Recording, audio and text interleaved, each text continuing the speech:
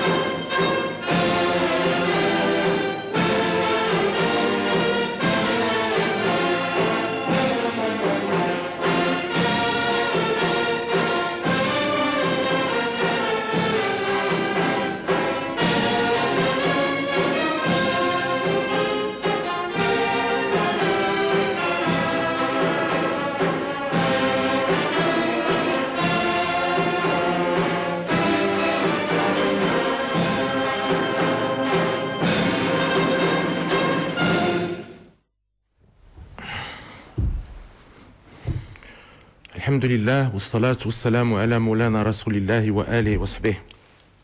شعبي العزيز، أخاطبك اليوم بشأن الشروع في المرحلة الموالية في مسار الجهوية المتقدمة بما تنطوي عليه من تطوير لنموذجنا الديمقراطي التنموي المتميز، وما تقتضيه من مراجعة دستورية عميقة نعتبرها إمادا لما نعتزم إطلاقه من إصلاحات جديدة شاملة في تجاوب دائم مع كل مكونات الأمة.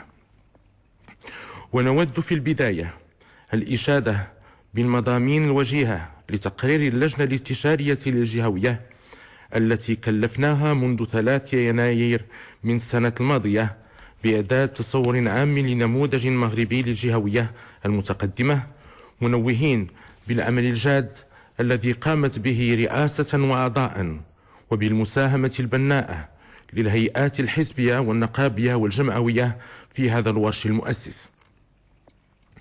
وتفعيلا لما أعلنا عنه في خطاب 20 غشت 2010 بمناسبة ذكرى ثورة الملك والشعب، ندعو الجميع للانخراط في مواصلة إنضاج ما جاء في هذا التصور العام في نطاق نقاش وطني واسع وبناء. لقد اقترحت اللجنة في نطاق التدرج إمكانية إقامة الجهوية المتقدمة بقانون في الإطار المؤسسي الحالي، وذلك في أفق إنضاج ظروف دسترتها، بيد أننا نعتبر أن المغرب بما حققه من تطور ديمقراطي مؤهل للشروع في تكريسها دستوريا، وقد ارتأينا الأخذ بهذا الخيار المقدام حرصا على انبثاق الجهوية الموسعة من الإرادة الشعبية المباشرة المعبرة عنها باستفتاء دستوري. لقد قررنا في نطاق الإصلاح المؤسسي الشامل الذي عملنا على توفير مقوماته منذ ائتلائنا العرش أن يقوم التكريس الدستوري للجهوية على توجهات أساسية، من بينها تخويل الجهة المكانة الجديرة بها في الدستور ضمن الجماعات الترابية، وذلك في نطاق وحدة الدولة والوطن والتراب ومتطلبات التوازن والتضامن الوطني مع الجهات وفيما بينها. التنصيص على انتخاب المجالس الجهوية بالاقتراع العام المباشر وعلى التدبير الديمقراطي لشؤونها. تخويل رؤساء المجالس الجهوية سلطة تنفيذ مقرراتها بدل العمال والولاة. تعزيز مشاركة المرأة في تدبير الشأن الجهوي خاصة وفي الحقوق السياسية عامة، وذلك بالتنصيص القانوني على تيسير ولوجها للمهام الانتخابية. إعادة النظر في تركيبة وصلاحيات مجلس المستشارين في اتجاه تكريس تمثيليته الترابية للجهات، وفي نطاق عقلنة عمل المؤسسات فإن تمثيلية الهيئات النقابية والمهنية تظل مكفولة بعدة مؤسسات، وعلى رأسها المجلس الاقتصادي والاجتماعي. ويظل هدفنا الأسمى إرساء دعائم جهوية مغربية بكافة مناطق المملكة، وفي صدارتها أقاليم الصحراء المغربية، جهوية قائمة على حكامة جيدة تكفل توزيعا منصفا وجديدا ليس فقط للاختصاصات وإنما أيضا للإمكانات بين المركز والجهات، وذلك أننا لا نريد جهوية بسرعتين، جهات محدودة تتوفر على الموارد الكافية لتقدمها، وجهات محتاجة تفتقر لشروط التنمية. شعبي العزيز، حرصا منا على إعطاء الجهوية كل مقومات النجاعة، فقد ارتأينا إدراجها في إطار إصلاح دستوري شامل يهدف إلى تحديث وتأهيل هياكل الدولة. أجل، لقد حقق المغرب مكاسب وطنية كبرى بفضل ما أقدمنا عليه من إرساء مفهوم متجدد للسلطة، ومن إصلاحات وأوراش سياسية وتنموية عميقة، ومصالحات تاريخية رائدة رسخنا من خلالها ممارسة سياسية ومؤسسية صارت متقدمة بالنسبة لما يتيحه الإطار الدستوري الحالي. كما أن إدراكنا العميق لجسامة التحديات ولمشروعية التطلعات ولضرورة تحسين المكتسبات وتقويم الاختلالات لا يعادله إلا التزامنا الراسخ بإعطاء دفعة قوية لدينامية الإصلاح العميق جوهرها منظومة دستورية ديمقراطية. ولنا في قدسية ثوابتها التي هي محط إجماع وطني، وهي الإسلام كدين للدولة الضامنة لحرية ممارسة الشعائر الدينية وإمارة المؤمنين والنظام الملكي والوحدة الوطنية والترابية، والخيار الديمقراطي الضمان القوي والأساس المتين لتوافق تاريخي يشكل ميثاقا جديدا بين العرش والشعب. ومن هذا المنطلق المرجعي الثابت قررنا إجراء تعديل دستوري شامل يستند على 7 مرتكزات أساسية. أولا، التكريس الدستوري للطابع التعددي للهوية المغربية الموحدة الغنية بتنوع روافدها وفي صلبها الأمازيغية كرصيد لجميع المغاربة. ثانيا، ترسيخ دولة الحق والمؤسسات وتوسيع مجال الحريات الفردية والجماعية وضمان ممارستها وتعزيز منظومة حقوق الإنسان لكل أبعادها السياسية والاقتصادية والاجتماعية والتنموية والثقافية والبيئية، ولا سيما بدسترة التوصيات الوجيهة لهيئة الإنصاف والمصالحة والالتزامات الدولية للمغرب. ثالثا، الارتقاء بالقضاء إلى سلطة مستقلة وتعزيز صلاحيات المجلس الدستوري توطيدا لسمو الدستور ولسيادة القانون والمساواة أمامه.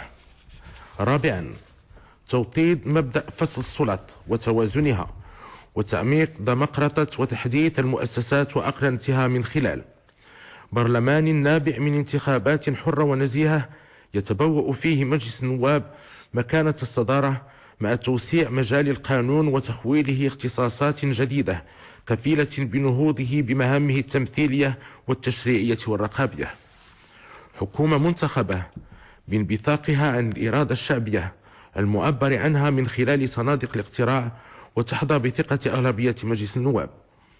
تكريس تعيين وزير الأول من الحزب السياسي الذي تصدر انتخابات مجلس النواب وعلى أساس نتائجها. تقوية مكانة الوزير الأول كرئيس لسلطة تنفيذية فعلية يتولى المسؤولية الكاملة على الحكومة والإدارة العمومية وقيادة وتنفيذ البرنامج الحكومي. دسترت مؤسسة مجلس الحكومة وتوضيح اختصاصاته. خامسا، تعزيز الآليات الدستورية لتأطير المواطنين بتقوية دور الأحزاب السياسية في نطاق تعددية حقيقية وتكريس مكانة المعارضة البرلمانية والمجتمع المدني. سادسا، تقوية آليات تخليق الحياة العامة وربط ممارسة السلطة والمسؤولية العمومية بالمراقبة والمحاسبة. وسابعا، دسترة هيئات الحكام الجيدة وحقوق الإنسان وحماية الحريات. شعبي العزيز، عملا بما رسخناه من انتهاج المقاربة التشاركية في كل الإصلاحات الكبرى، فقد قررنا تكوين لجنة خاصة لمراجعة الدستور راعينا في اختيار أعضائها الكفاءة والتجرد والنزاهة، وقد أسندنا رئاستها للسيد عبد اللطيف المنوني لما هو مشهود له به من حكمة ودراية علمية عالية بالقانون الدستوري وخبرة حقوقية واسعة، داعين مكونات اللجنة إلى الإصغاء والتشاور مع المنظمات الحزبية والنقابية ومع الفعاليات الشبابية والجمعوية والفكرية والعلمية المؤهلة، وتلقي تصوراتها في هذا الشأن، على أن ترفع إلى نظرنا السامي نتائج أعمالها في غضون شهر يونيو المقبل.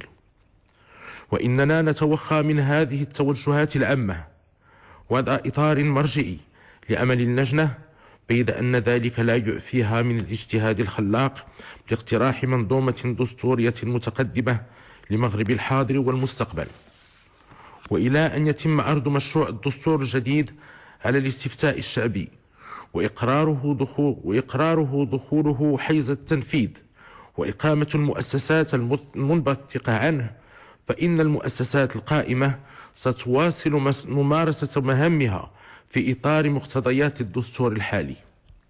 وفي هذا السياق ندعو إلى التعبئة الجماعية لإنجاح هذا الورش الدستوري الكبير بثقة وإقدام وإرادة والتزام، وجعل المصالح العليا للوطن فوق كل اعتبار. كما نعرب عن اعتزازنا بما يتحلى به شعبنا الوفي بكل فئاته وجهاته وأحزابه ونقاباته الجادة وشبابه الطموح من روح وطنية عالية، متطلعين إلى أن يشمل النقاش الوطني الموسع القضايا المصيرية للوطن والمواطنين. وإن إطلاقنا اليوم لورش الإصلاح الدستوري يعد خطوة أساسية في مسار ترسيخ نموذجنا الديمقراطي التنموي المتميز، سنعمل على تعزيزها بمواصلة النهوض بالإصلاح الشامل السياسي والاقتصادي والتنموي والاجتماعي والثقافي، في حرص على قيام كل المؤسسات والهيئات بالدور المنوط بها على الوجه الأكمل، والتزام بالحكامة الجيدة وبترسيخ العدالة الاجتماعية وتعزيز مقومات المواطنة الكريمة. إن أريد إلا الإصلاح ما استطعت، وما توفيقي إلا بالله، عليه توكلت وإليه أنيب. صدق الله العظيم، والسلام عليكم ورحمة الله تعالى وبركاته.